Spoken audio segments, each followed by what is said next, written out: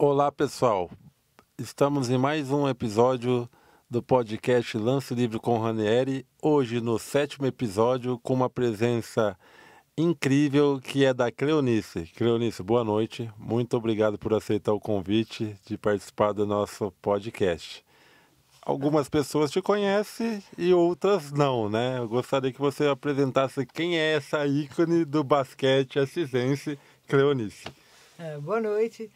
Eu sou Cleonice, Cleo, na quadra, né? Eu fui atleta, sou atleta desde os meus 12 anos de idade, né? Porque conforme vai aumentando a idade, nós vamos nos adaptando para outros esportes, né? Passei pelo atletismo, comecei pelo atletismo, passei pelo basquete. Hoje eu já estou no vôlei adaptado, que é a categoria 70 acima, né? E fui professora durante 28 anos, fui inspetora de esportes e recreação de Assis durante 6 anos e tenho muito orgulho, porque eu falo, a vida inteira eu falo que nas minhas veias, minhas artérias correm bolinhas. Bolinhas menores, maiores, mas sempre tentando evoluir e fazer com que as pessoas que estejam à minha volta evoluírem também. Que eu acho que isso é a função de um professor, porque eu nunca tive na minha vida como técnica, mas como professora, mas como professora das categorias, mirim, infantil, né? E vi bastante resultado com essas crianças. Hoje, a Juliana Lameu, que é técnica do voleibol, foi minha aluna.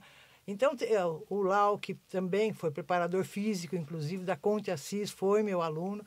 Então, a gente vai deixando rastros, né? E vai realmente assim, é isso que é o orgulho do professor. A gente vê as crianças crescendo e o que a gente está vendo que esse elo, né, que é da escola para o esporte, ele foi realmente assim, cortado, né? Ele foi cortado de uma certa maneira que a gente não vê hoje a garra, a gana de um professor tentando passar isso para os seus alunos. A própria estrutura, né, escolar, a gente não tem visto esse acompanhamento, né?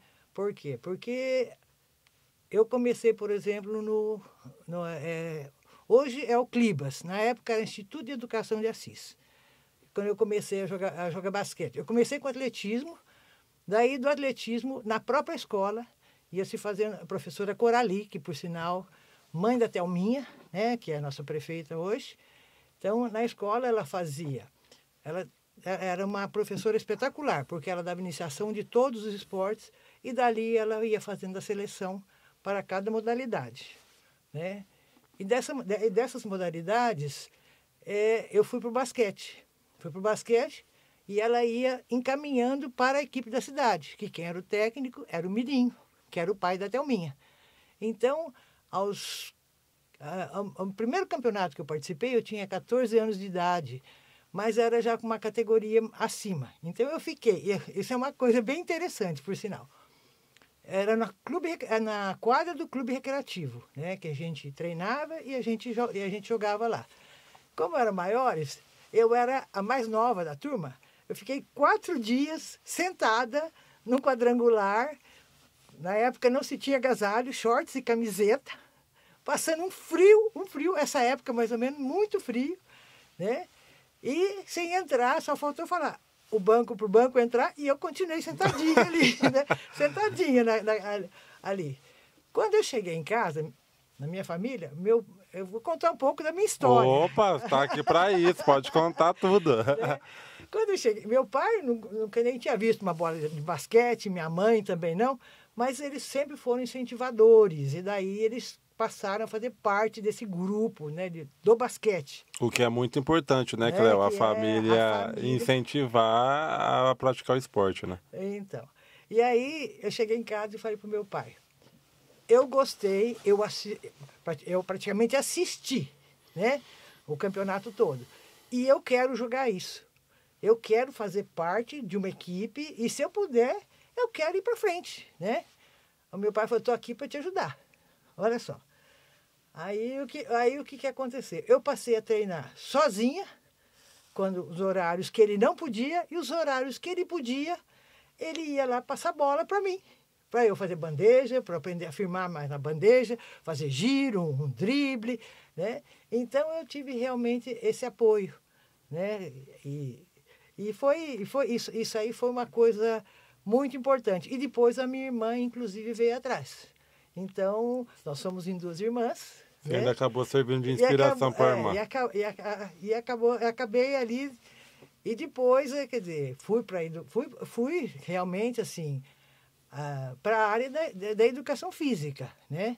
Aí joguei aqui em Assis, Troféu Bandeirantes, jogos regionais, jogos abertos do interior, né? E tive a minha primeira convocação aos 15 anos de idade para a Seleção Paulista. Né? Nós fomos para Brasília, na época um campeonato brasileiro, era juvenil, né? E fomos de São Paulo a Brasília de trem. De trem. É uma verdadeira... Né?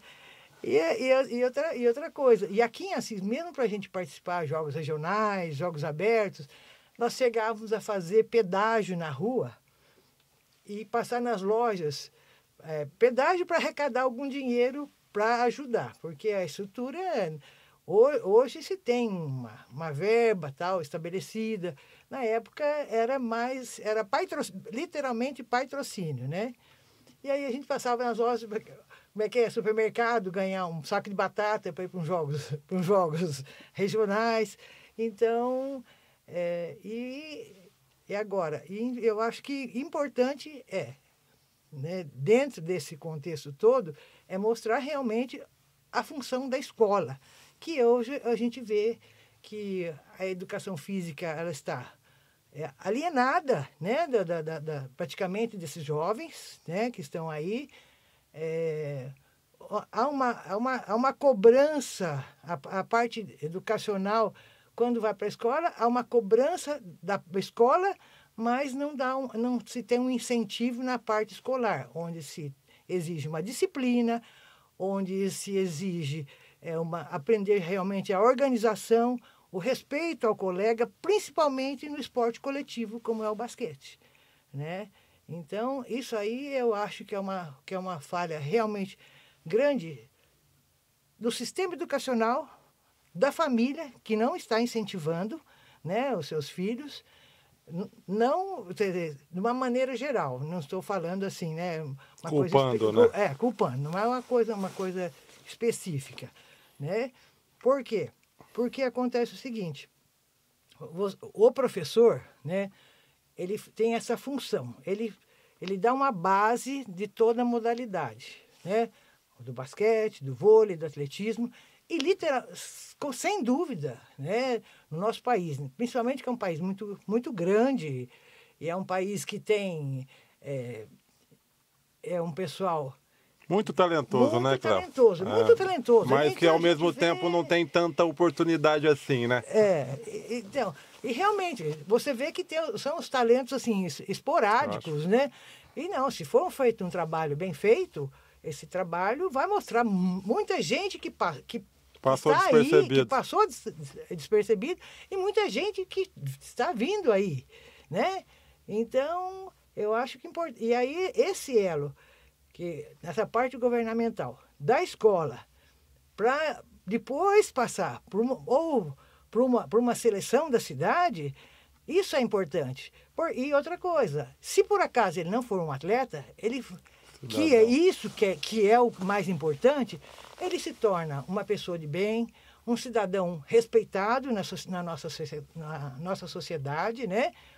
E ele por si só, ele vai dentro da própria família. Eu acho que dentro da própria família. Por quê? Eu, como professora, eu tive, por exemplo, você ter um domínio mais da criança. O professor de educação física é um psicólogo dentro da escola, que o pessoal esquece, né? Acha que é um professor de quintal. Não, ele não é um professor de quintal. Ele é um professor que ele trabalha com a saúde, ele trabalha com a emoção, ele trabalha com a parte cognitiva, né? Então, E isso aí eu acho que é uma coisa realmente que está faltando, né? E talvez a gente tenha que começar, a gente não pode, eu sempre penso do pequeno para o grande. Eu acho que a gente pode, por exemplo, começar aqui em Assis, né? Começar a fazer a reunião da parte municipal, da parte da delegacia de ensino, com os professores de educação física, com os diretores, que isso aí é uma coisa importante, para que se dê o devido valor na escola. E o professor, ele se posicione, que o professor, tem muito professor de educação física que ele se esconde, né? Para ele, às vezes, é interessante ficar escondido. E não, ele tem que pôr, literalmente, a cara a tapa. Ele tem que pôr a cara a tapa. Por quê? Porque senão, dentro do próprio corpo docente da escola, ele não é respeitado. Então, isso eu senti, por exemplo, uma época que eu dei aula em Palmital, eu ouvi uma professora de uma outra disciplina falar: você é professor de educação física, né? Quer dizer, com coisa que eu seria menos, né, respeitada do que ela, que era uma professora portuguesa, matemática. Não, aí o que eu fiz? Me posicionei, né, como eu acho que deve ser um professor. Falei das vantagens da educação física que ela não tinha em classe, né? E nessa escola, inclusive, o que aconteceu? Tinha um pessoal de zona rural e vinha fazer educação física. Montei na própria escola uma sala de recuperação. Por quê? Esse pessoal da zona rural, o que acontecia? Eles não tinham não conseguiam o mesmo nível escolar das crianças da cidade, né? Era uma escola mais... E aí o que aconteceu? Eles vinham, tive uma diretora excelente nessa escola, ela deu total apoio, então nós montamos uma sala de recuperação. As crianças que tinham melhores condições ficavam de monitores, ensinando essas crianças, e inclusive com alimentação para as crianças. Depois as crianças não queriam mais, o problema foi que aí elas não queriam mais ajudar no sítio. Elas queriam vir para a escola. Né? Foi um modo de incentivar. Foi um modo de incentivá-las, e melhorou geral o nível da escola, melhorou o nível escolar de uma maneira geral. Né? Então, e nessa, né? Isso eu estou falando como professora. Né? Agora, como atleta, né? Como atleta eu comecei aqui, né? Joguei os jogos aqui, aí quando eu fui fazer faculdade, voltando, né? Fui fazer faculdade e Assis não tinha Escola de Educação Física. Eu tive convite na época para jogar em São Caetano, que eu achei muito longe, né? Caipira, eu tinha 17 anos de idade, né? Aí veio o pessoal de São José dos Campos, na época, que tinha um time de feminino muito, muito bom. Né? Vieram até minha casa conversar com os meus pais. Então, eu fiquei na dúvida. E depois veio o Barbosa, né? Que está nativo até hoje. Né? Veio o Barbosa e o Omar, que era o presidente da época. Na época era tudo Comissão Central de Esportes, né? Vieram conversar. Então, eu tinha 17 anos, o Barbosa tinha 24. Olha só, nós somos 7 anos de diferença. E a gente, quer dizer, um trabalho, assim, espetacular, né? Dele, porque, inclusive, solteiro, com 24 anos, com uma equipe inteira feminina na mão, e você vê que o trabalho dele é profissional, deu sequência. Ele está com 80 anos hoje, fez 80 anos esse ano, né? Então, a gente tem que realmente, assim, respeitar e homenagear o Mirinho, aqui, a Corali aqui em Assis, né? Que é né? O Mirinho, que foi o pai da Thelma, que várias jogadoras, né? Aqui, Giselda, Rita, que hoje está em Londrina, que também jogou numa seleção paulista. Quem deu o pontapé inicial no basquete em Assis foi o senhor Mirinho e a Corali? No feminino, já tinha equipes antes. A Corali já foi jogadora de basquete. Mas, assim, na minha época foram o Mirinho e a Corali. O Mirinho e a Corali, né? E aí, E foram vários anos, né? E outra coisa, e tinha realmente assim, a primeira atleta a ter participado de uma seleção aqui fui eu, né? Com esses 15 anos. Então, o que aconteceu? Era uma coisa bem elementar, assim, uma coisa muito simples. Aí fui para São Paulo, fui para Brasília, né? Nesse trem. E na volta, na hora que eu cheguei, estava o prefeito, que era o Tufi Jubran, com uma representatividade de alunos do Instituto de Educação, que é o atual Clibas hoje, me esperando na rodoviária da Andorinha, que era no Mercadão. Para homenagear. Para homenagear. Aí já recebi um buquê esqueci agora o nome da esposa do Tufi, né? Que ele era meu professor, inclusive, professor de História. E aí fui direto para a escola, para ser homenageada na escola. Então, essas coisas que eu acho que falta realmente... Que foi se perdendo ao longo do tempo, né? Ao longo do tempo. Não se tem referência. Acho que as crianças de hoje, a não ser NBA ou o celular, eles não têm tanta referência, né? Nossa, e às vezes a referência está dentro da própria escola, né? De um professor de educação física engajado, né?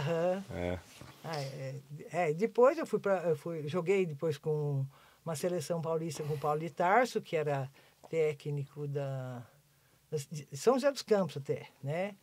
Aí joguei com um sul-americano, com o Valdir Pagan, o Barbosa era o assistente. Participei do grupo do Mundial de 1971, né? Aí já não é nem geração Paula nem Hortência. É Maria Helena, Heleninha, Norminha, Delci, Laís, Nilza. Na época, a Nilza, inclusive, foi considerada uma das 5 melhores jogadoras do mundo. Que era a referência para Paula e Hortência, né? Então. E a minha referência, quem me ajudou muito em termos de seleção, além da Jaci, que já era de Bauru, que é minha amiga até hoje, a gente tem um grupo pelo WhatsApp, Mulheres de Bronze. Por quê? O Brasil ficou, naquele ano, terceiro do mundo, né? E a Maria Helena já era uma técnica, uma atleta técnica, porque ela sempre assim, tentando ensinar o pessoal mais novo. E eu tinha 18 anos. E a Marlene, que era mais velha, tinha 36. Literalmente, era o dobro da minha idade. Sua idade. Era o dobro da minha idade, né? Então, e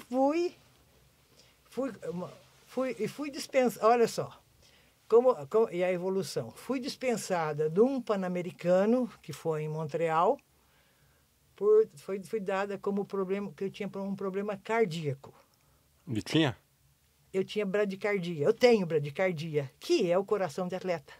Meu coração batia 40, hoje está com 50 e pouco, mas 48 batimentos por minuto. E aí fui dispensada, e o Barbosa, na época, foi comunicado que eu tinha um problema sério de coração. Cheguei lá, ele me levou para Beneficência Portuguesa. São Paulo. Não, em Bauru tem, Bauru, Beneficência Portuguesa, e aí foi feito todos os exames. O coração de atleta, bradicardia, 48 batimentos por minuto. Então, quer dizer, e hoje todo mundo tenta, né, assim, fazer... Esse batimento não tem. Batimento e não tem. E naquela época foi visto como problema. Foi visto como problema. Foi visto como problema, né? Mas isso também não te desanimou? Não, de porque jeito nenhum. A sua história começa de você ter um gelo no banco, né? E ainda quero continuar, de você ser dispensada, nesse caso, por bradicardia, e ainda continuar. Não. E aí foi constatado que eu não tinha nada. Cheguei em Assis, meu pai fez fazer todos os exames novamente, né? E aí, graças a Deus, não era nada. Era realmente, né, o ponto positivo do coração. Do coração, que eu mantenho até hoje, graças a Deus. Né? Mas E assim, a gente tem várias histórias, né? Por exemplo, no Mundial, eu tentei lembrar o nome do médico hoje o dia todo, eu não consegui, né? Na época da seleção, nesse Mundial, foram 40 convocadas. O que ele fez? ele fez 3 mesas. O pessoal que tinha que manter peso, o pessoal que tinha que engordar e o pessoal que tinha que emagrecer. Pensa no que deu. Tudo ao contrário. Quem precisava... Ele fez uma alimentação na cabeça dele balanceada para cada grupo. Quem precisava emagrecer? Engordou. Emagreceu mesmo. Ah, é? Emagreceu, não, quem precisava emagrecer, engordou. Quem precisava engordar, emagreceu. E o pessoal que era para manter, deu uma engordada também. Então, aí eu lembro bem que era o Brito Cunha, que era o supervisor, né? O técnico era o Valdir Pagan. Mas ele fez uma alimentação que não tinha nada a ver nem com o nosso cotidiano. Não tinha arroz, não tinha feijão. Ele fez, de repente aparece um pato, a Califórnia, umas coisas assim. Nós ficamos alojados no Quitandinha. 4 meses no Quitandinha. Aí o que aparece? Aí chegou o Brito Cunha e falou assim, pode parar com tudo isso. Arroz, feijão, bife, para a turma toda. Então tem história, tem muita história nessa... Né, E qual que mais te marcou dessas histórias? De tantas, né? Não, de história. Aqui, por exemplo, aqui em Assis, né? A Corali, o campeonato colegial, eram meninas de 13, 14 anos até 17, 18, né? Agora, você imagina, ela saía, a gente ia de trem para São Paulo, participar de campeonato escolar, né, do campeonato colegial, que era o sonho de todas nós, era na Semana da Pátria, e daqui lá, aí o que acontecia? Ela não queria, como ela via com a responsabilidade, uma média, sei lá, de umas 60 meninas, era muita, porque ela levava todas as equipes. Ela era uma professora, assim, ela tinha ginástica, ela tinha handebol, ela tinha voleibol, ela tinha basquete, ela tinha... Todas as equipes iam participar, né? Aí ela não queria, ela isolava totalmente nós, principalmente das equipes masculinas, né? E a equipe masculina, que era a grande preocupação dela, era a equipe de Prudente, que era a equipe do Uruba, do Vendra, para não se encontrar. Aí ela fez o seguinte, não, porque acontecia o seguinte, a gente ia de trem, ia sentado, né? Todo mundo, hoje, se falar trem para a criançada, nunca nem andou, né? Nunca nem andou. Né? Aí o que aconteceu? Ela falou assim, esse ano nós vamos todos de cabine. Reunir os pais. Por quê? Porque o Estado dava para você viajar no vagão normal, né? Então, cada pai completou a passagem da sua filha para viajar.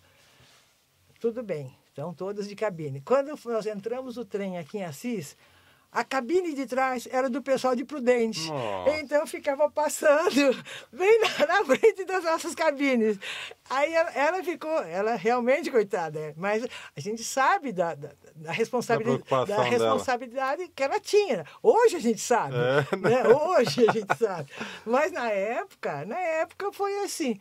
E ela fala assim, eu não acredito. É bem assim, né? Que ela não acreditava. Fez todo mundo trancar as portas das cabines para que não tivesse realmente contato. Com os meninos de Prudente. Os meninos de Prudente. Vendra, Vilma, né? Xavier, o pessoal lá que a gente... Né? Mas E aí tem muita história assim. Aqui, por exemplo, teve... Para se falar, né?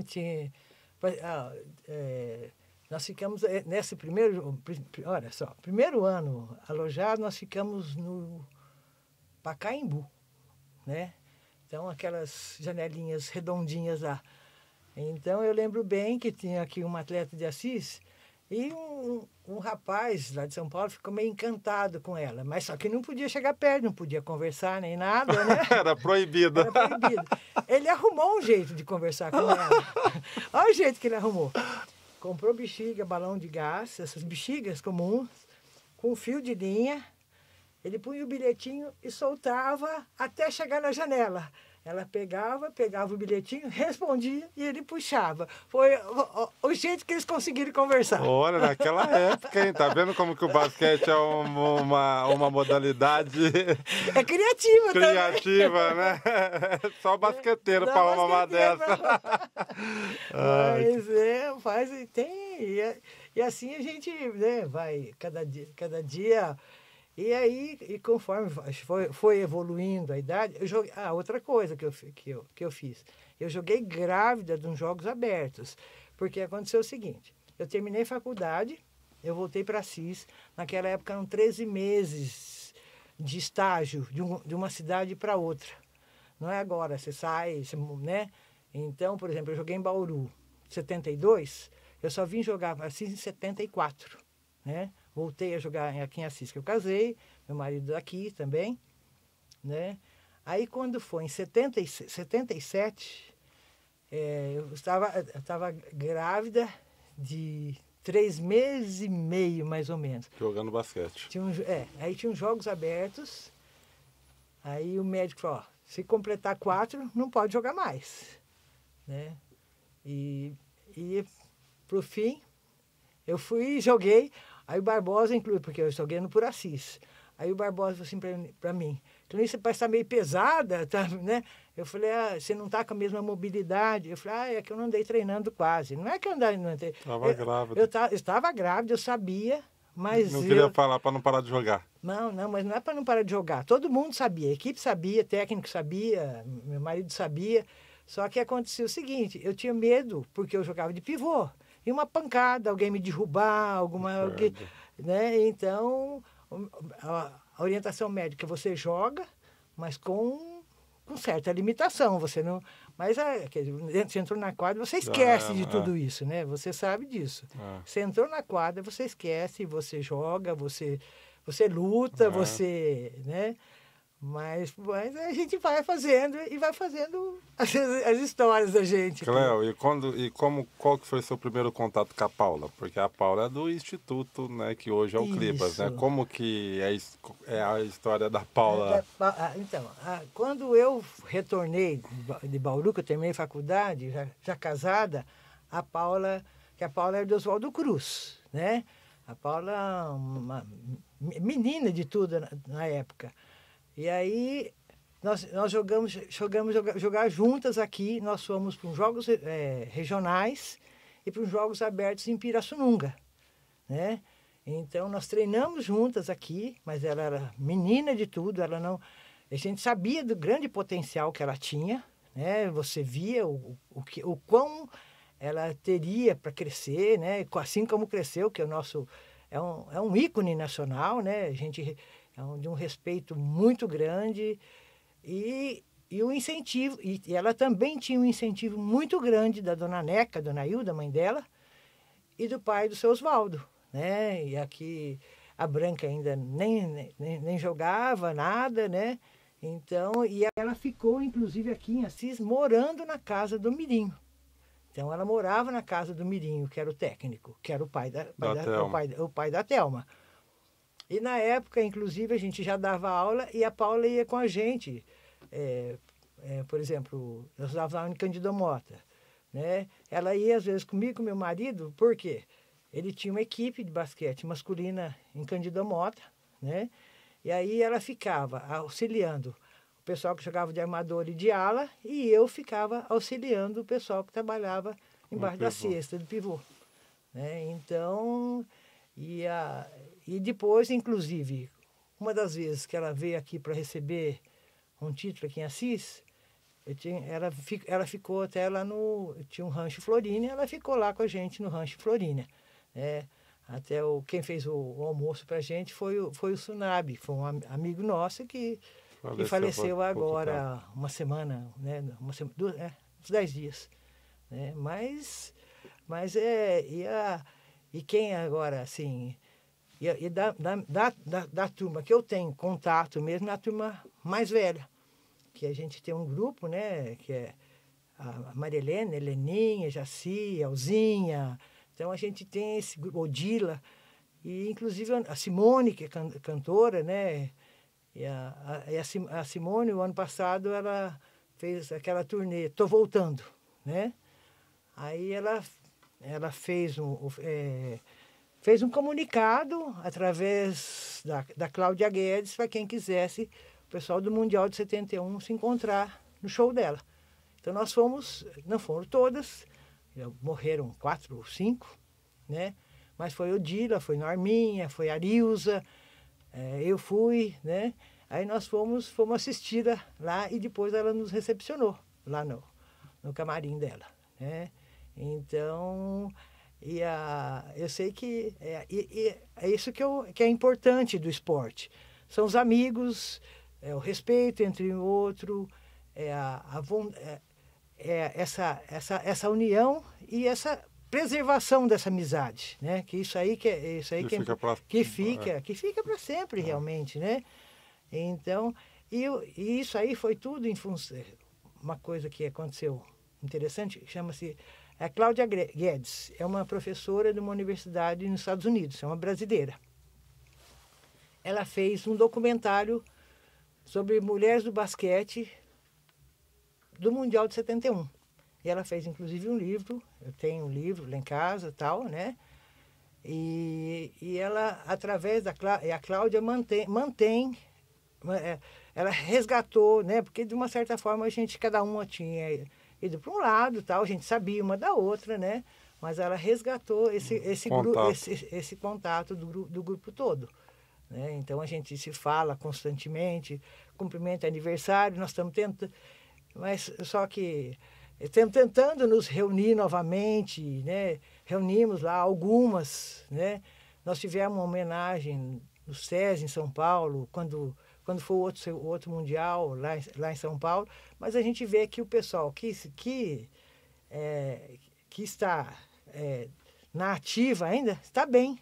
Está bem, está lutando, está fazendo, né, as suas...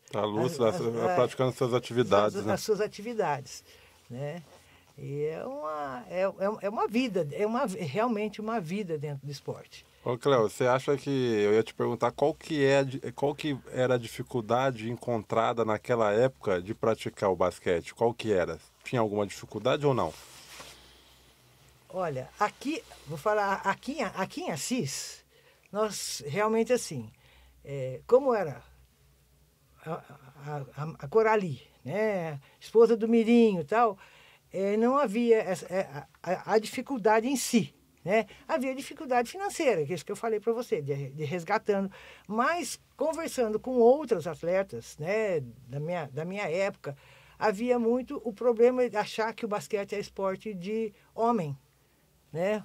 Então, muita gente sentiu isso aí, né? Nós aqui em Assis, ainda que eu comento, aqui em Assis nós não tivemos isso aí, que as famílias estavam atrás, que o Mirim e a Corali numa credibilidade imensa, né? Nós não tivemos, mas acontecia o seguinte, era assim, você veio conversar com várias delas, era achar que era esporte de homem, o machismo e tal, então o pessoal dificultava muito, e muitas famílias não aceitavam que as filhas jogassem basquete, né? Então, isso aconteceu muito. E isso na evolução, no passar do tempo, foi mudando a parte de aceitar a deixar as mulheres jogar, né?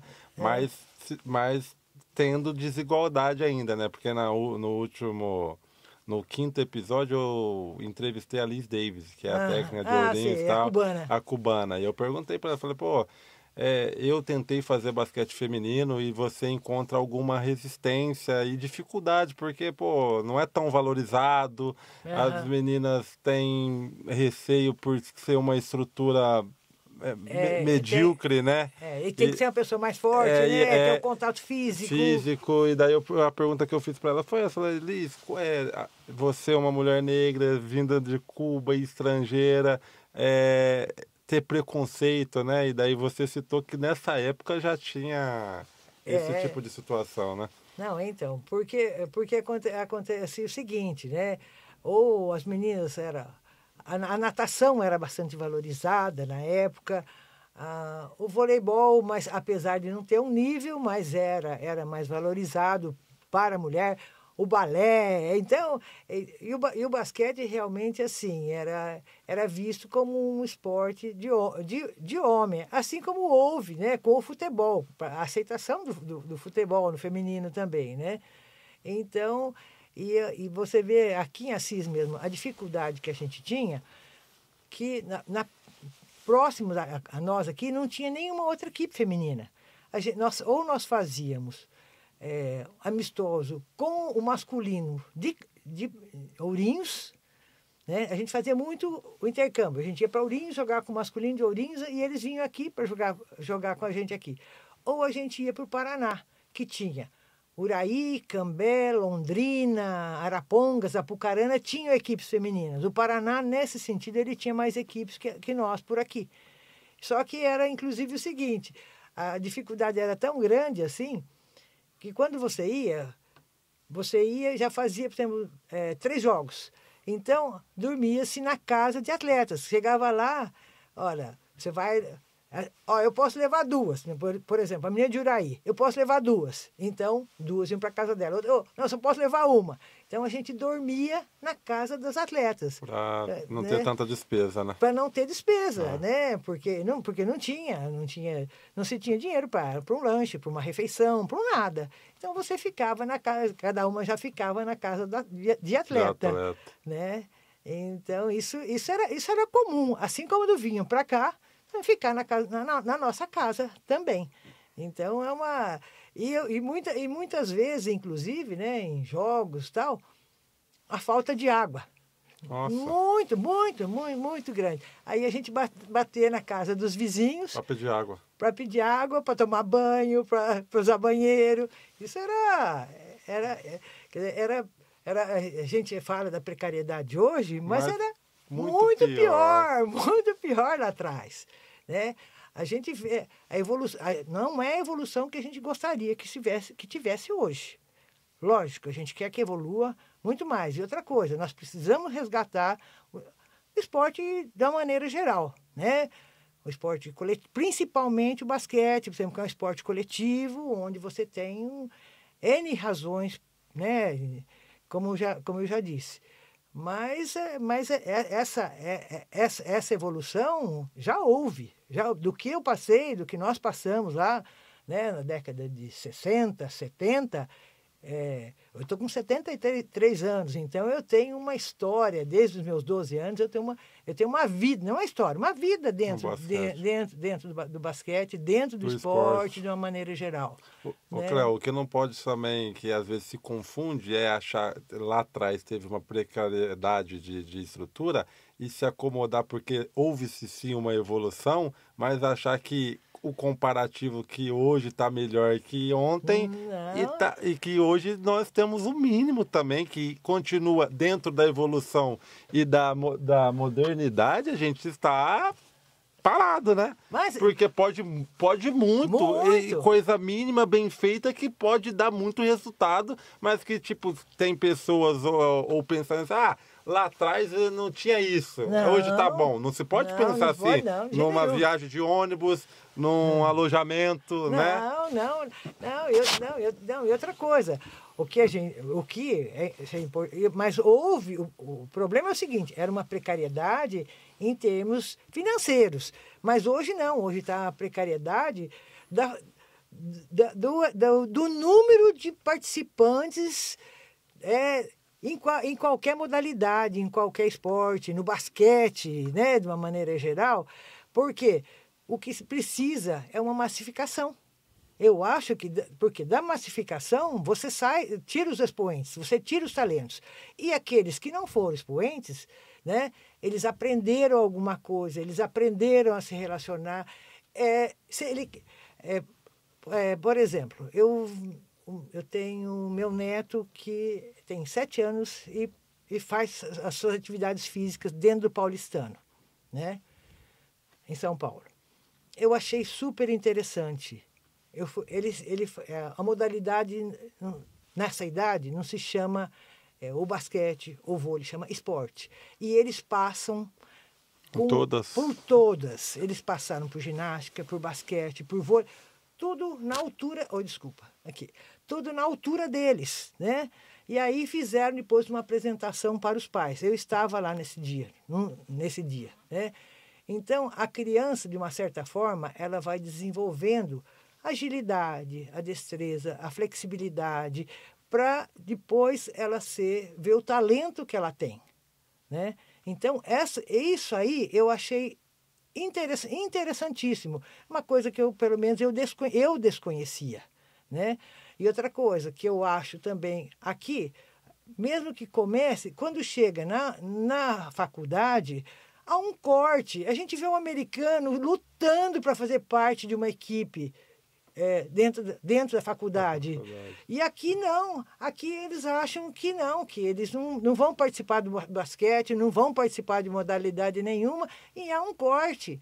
Então, eu acho que essa parte é uma parte governamental que tem que ser revista. E que foi se perdendo, né? Porque pelo que você foi contando da história, era massificado jogos escolares, Isso. Jogos regionais. Hoje você vai ver os jogos regionais estão em decadência, os jogos abertos também em decadência. E os jogos escolares parece que é meio que obrigado, daí você tem que implorar para os alunos participar, sendo que lá atrás eram os alunos que imploravam para jogar.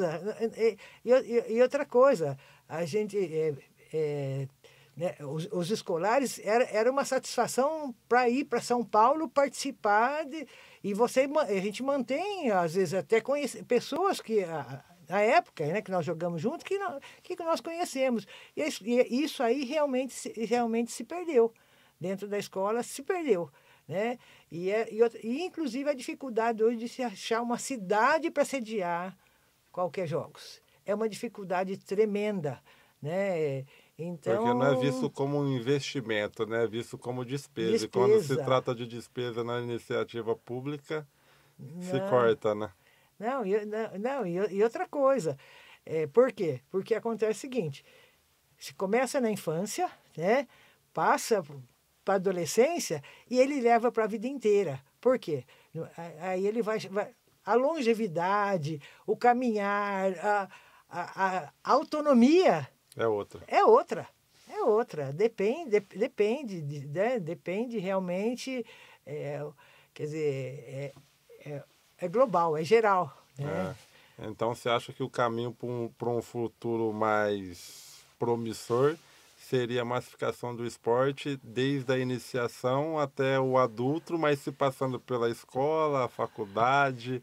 não se cortar. E daí a gente comenta muito aqui, né? Porque a gente fala de projetos sociais, do quanto que isso pode influenciar na sociedade, de o quão importante também é ter o espelho, né? Um time competitivo na cidade, ou no estado, ou no país de que se envolve a modalidade 1, a modalidade 2. Por quê? Para se ter espelhos e para ter motivação, né? No caso de Assis hoje. Com que olhos você vê que a prefeita está ajudando a voltar o basquete? O basquete. Não, então, eu tenho certeza do trabalho que a Thelminha vai fazer em cima do basquete, que eu tenho certeza que ela está apoiando as ONGs, né? A sua, do César, né? Até eu conversei outro dia com ela. Por quê? Porque ela tem na raiz dela, né? Na raiz familiar dela... Paixão pelo basquete, né? Então, eu tenho certeza que nesse período agora, na gestão dela, ela vai incentivar, vai fazer o que dentro das possibilidades, que a gente sabe que tem as suas limitações, né? Mas eu tenho certeza que nós teremos excelentes resultados. Eu acredito de verdade nessa possibilidade, né? Então, agora, acho sim que ainda tem que ser feito essa união, uma reunião do pessoal da educação, com as ONGs, com clubes, para que se faça realmente uma massificação geral. Vamos começar? Por quê? Porque disso aí o basquete vai evoluir, vai retomar um basquete que assim já teve, tanto feminino quanto masculino. Assim já tem essa história, né? Então, retomar esse basquete com vontade, com garra, com pessoas determinadas e com pessoas que atrás, com famílias que vão se reestruturar, que a gente vai... Ter longevidade, né? Longevidade lá na frente. Com certeza, com certeza. Começar da forma... Porque igual entrevistamos Pantera, pessoas que já viveu essa época do Conte, né? Assis, dos projetos sociais, e o Pedro Benelli, que hoje faz parte, mais o César, da volta do basquete, né?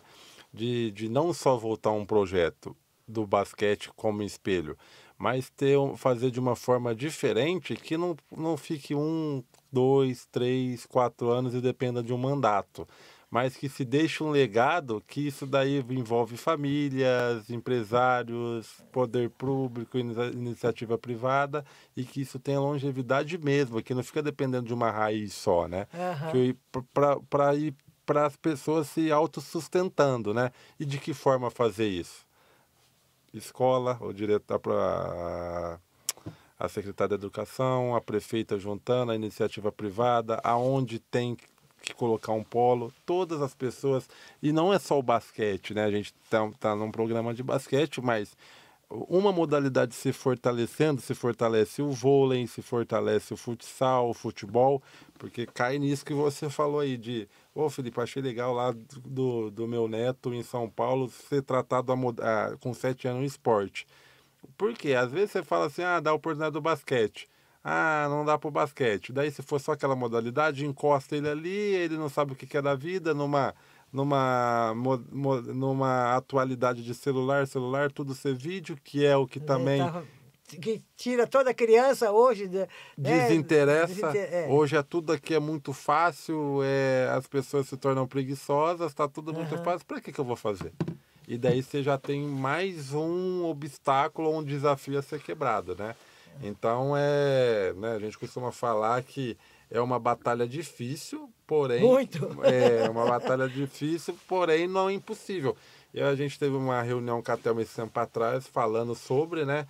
E eu falei para ela, falei assim, é difícil, mas ao mesmo tempo, ter uma prefeita que gosta do esporte torna o caminho mais fácil. Acessível. Não que outros prefeitos não gostem do esporte, né? Mas tendo uma que já viveu, o caminho é mais promissor, né? Mas porque acontece o seguinte, realmente é uma estrada longa a ser cumprida, né? Mas a gente não pode realmente ter esses cortes. Eu acho que não pode ter esses cortes. E isso que tá acontecendo de uma maneira geral. Por quê? Porque vê realmente como despesa, não vê como investimento no ser humano. E a gente sabe que o esporte, eu não sei, que o esporte, de uma certa forma, ele te dá uma opção de você ser uma pessoa um cidadão. Por exemplo, eu tive aluno que veio me acompanhando, quer dizer, ele falou assim, professora, a escola, né, o esporte, me tirou de um caminho que graças a Deus, eu não segui, né? Por quê? Poderia ter, sei lá, droga, e outras coisas mais que a gente, né? Então, isso aí, o esporte faz esse caminho. O esporte te dá a oportunidade de você ser uma pessoa melhor, né? Melhor, disciplinada, organizada, responsável, né? E esse respeito, e manter as amizades. Eu dei aula no Henrique Zoner. Meus alunos, eles têm um que está morando na Inglaterra. Quando ele vem para Assis, ele reúne todos os amigos agora, porque ele ganha libra esterlina, né? E aí ele reúne, inclusive me chama junto para reunir aquele pessoal da escola, né? E não perdeu o vínculo. Ele não perdeu o vínculo, né? Ele mora na Inglaterra, mas ele continua com os amigos da equipe da escola de Henrique Zoner. E que legal ter esse reconhecimento, né? De saber de onde começou, de onde saiu, melhorar e querer ter contato com o pessoal da escola. Com o pessoal da escola. Com o pessoal da escola. E muita gente não tem a dimensão disso, né, Cléo? Embora se fala que esporte é saúde e educação e que os três têm que andar andar junto, na prática não se fala disso, né? Porque você pensa que se você investe pesado no esporte, a saúde tá boa. Você gasta com remédio? Não, aí tem... Não, Na lógica, não, né? não, e, por exemplo, né, às vezes você deve ter passado como professor, às vezes tem aluno que fala assim, não gosto de educação física. Aí eu falo assim, isso era coisa minha de professor na época. Eu falava assim, quem gosta de matemática nessa turma? Né? Quem gosta de matemática, levanta o braço. Levantava 1, 2. Eu falei, todos têm que fazer matemática, não tem que aprender? Né? Então, na educação física, né, de uma maneira geral, você tem que aprender também. Que você às vezes você acha que você não vai aproveitar, não vai precisar agora. Inclusive, eu tive uma aluna que falava que ela não gostava e casou com um jogador de basquete. Tá vendo? Aí um dia eu cheguei, ela sentada. Imagina se gostasse.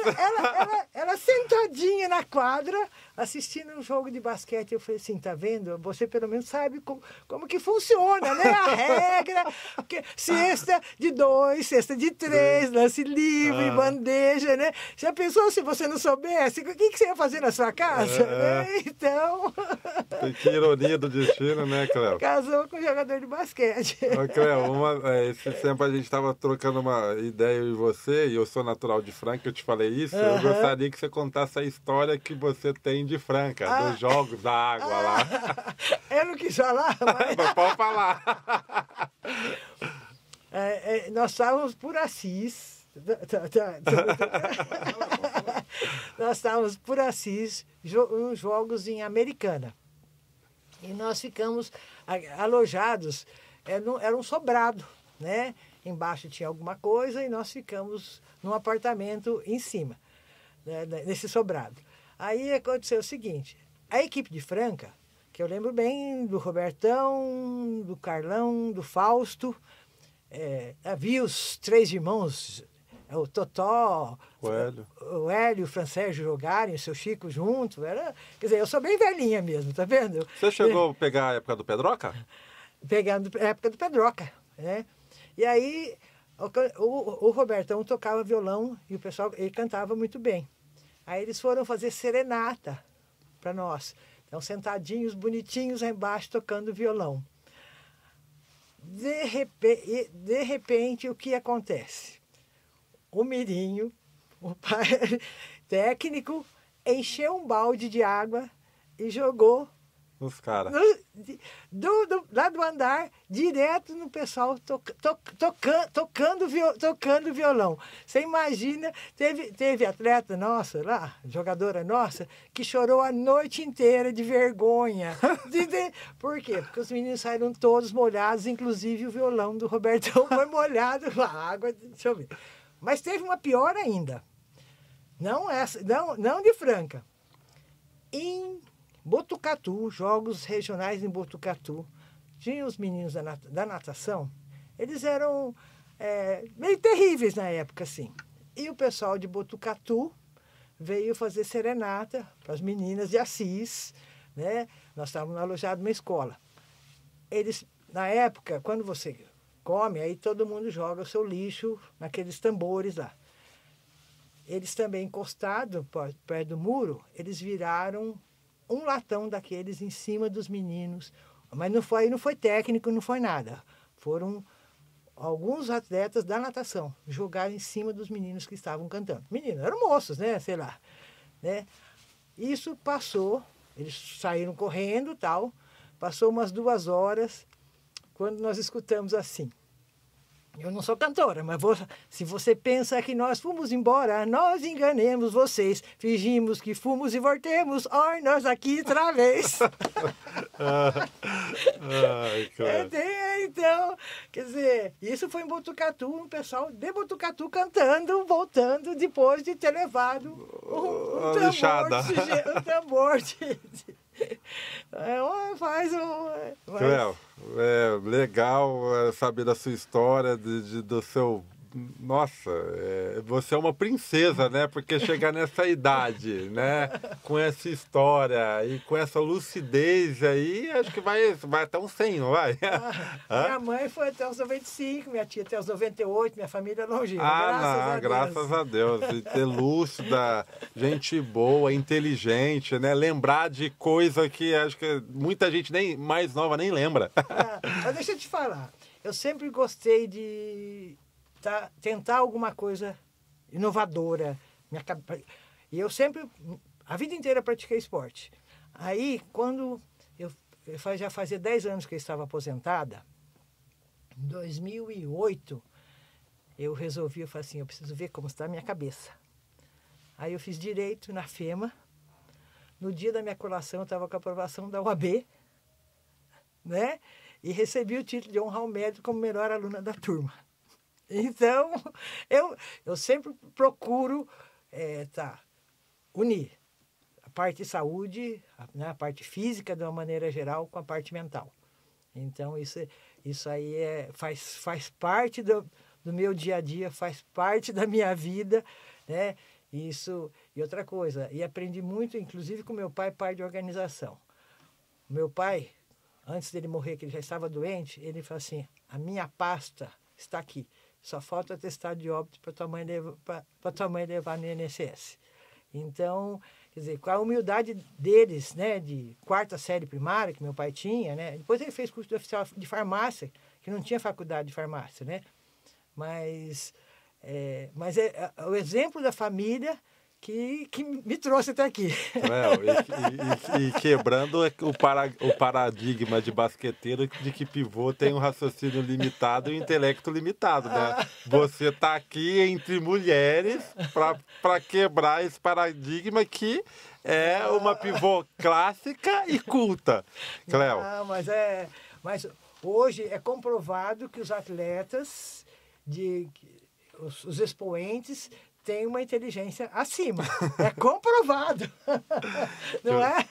É comprovado. Cléo, o nosso podcast está chegando ao final, mas tem um Momento Lance Livre. E o Momento Lance Livre é oferecido pelo nosso House 630. Não dá para vir aqui, né? Ai, que chique! E falar chique, sem, né, comer e tal.